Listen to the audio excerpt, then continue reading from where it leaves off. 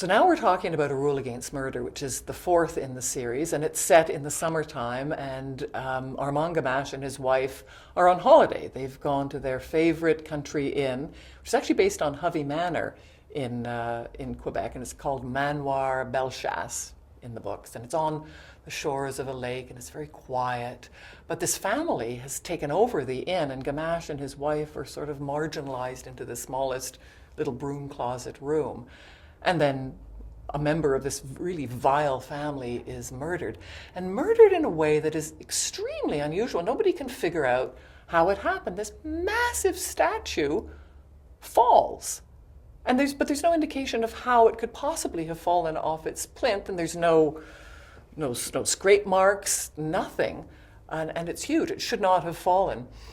And everyone wonders, now, where did you get that idea? And I'll tell you where I got the idea. I was reading a copy of Country Life. This was years ago, and some homeowner wrote in to say, I've got this statue that I need to move around a little bit. How do I do that? And the editors of Country Life wrote in and said, here's an old trick from centuries ago. Try this. And I cut that out, and I thought, that's really neat. When I started writing, though, we were back in London, and I went to the Royal Academy, because I just wanted to make sure, is this really, really well known? Because if it's so well known, then it's not that big of a mystery. That was one question, and would it even work?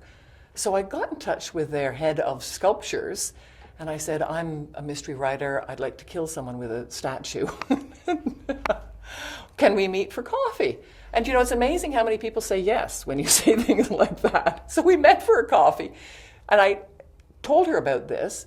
She was really interested, and she said, let me go, I've never heard of it myself, let me do some research. And she called me up the next day and she said two things.